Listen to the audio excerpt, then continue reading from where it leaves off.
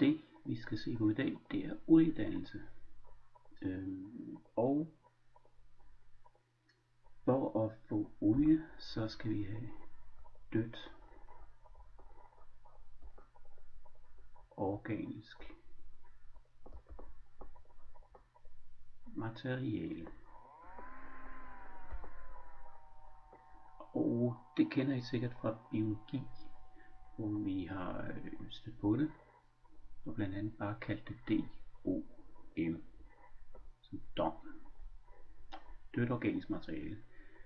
Men det her døde organiske materiale, det er ikke lige meget hvor det er dannet hen. Det skal være dannet i havet eller i en sø.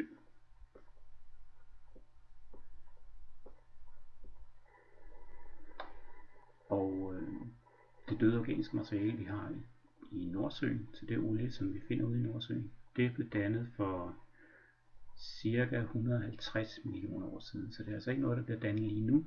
Det er noget der er blevet dannet for meget lang tid siden. Hvor kommer det fra? Jamen det har været alger, som har levet ude i havet. Alger, som er sunket ned bunden, hvor det så har aflejret sig på bunden af havet.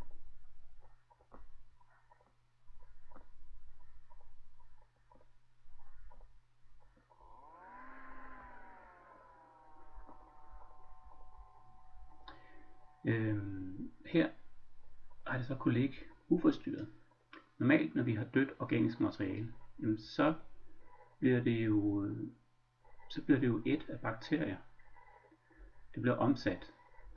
Men hvis vi skal undgå det, så skal det være et sted, hvor der ikke er noget ilt.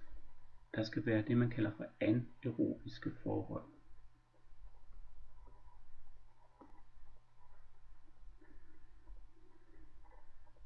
Så når der ikke er noget ilt, jamen så vil der heller ikke være nogen bakterier, som kan omsætte det her døde organiske materiale. Så det bliver tilbage på havbunden.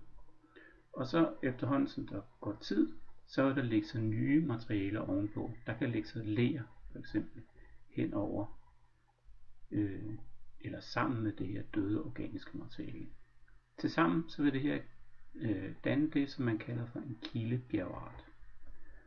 Den vender vi tilbage til lige her om lidt. En kildebjergart.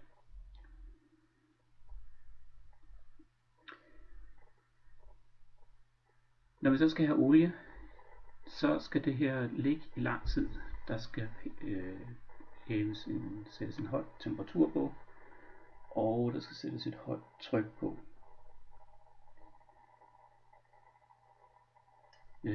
Oliedannelsen, den danner starter med cirka 60 grader Celsius, og den slutter ved 150 grader Celsius.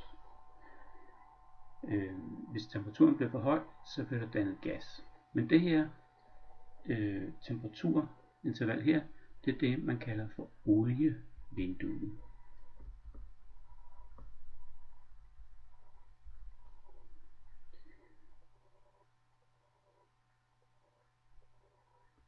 Der skal nemlig også ud over det her, så skal der være et højt tryk.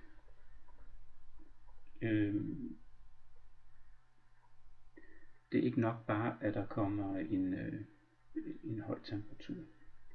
Men vi får dannet en kildebjergart, og vi får dannet en høj temperatur, sådan så at vi kan få det omdannet til olie, det organiske materiale.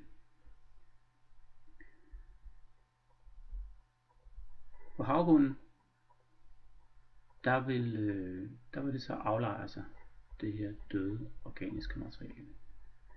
Så vi får længst nede på havbunden, der får vi dannet et lag, som vi kan kalde for kildebjergart.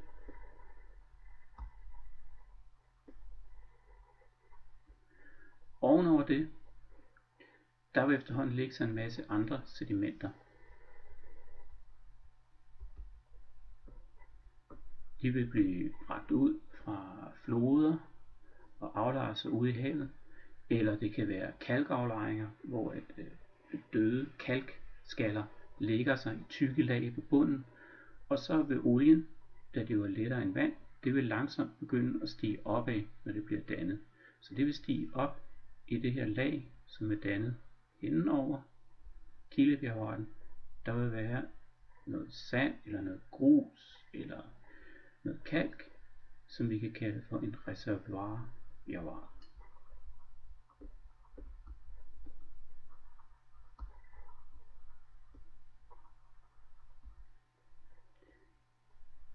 Typisk så er det, hvis man sagde, sand, grus eller kalk.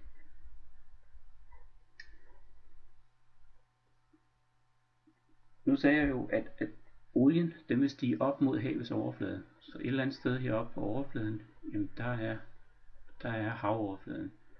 Så olien vil hernede fra stige op, og den vil faktisk fortsætte hele vejen op til havoverfladen, hvis ikke der er noget, som bremser den.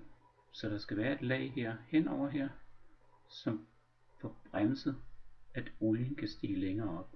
Og det kalder man for et sejl eller en sejlbjergart.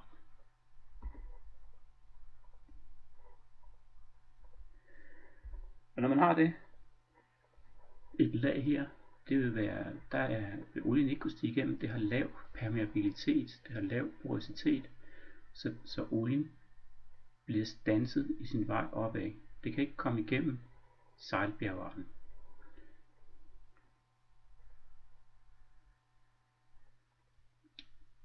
Men olien vil jo her kunne løbe ud til siden, og hvis det ser ud ligesom her på tegningen, så vil det jo herhen, så vil det kunne stige op.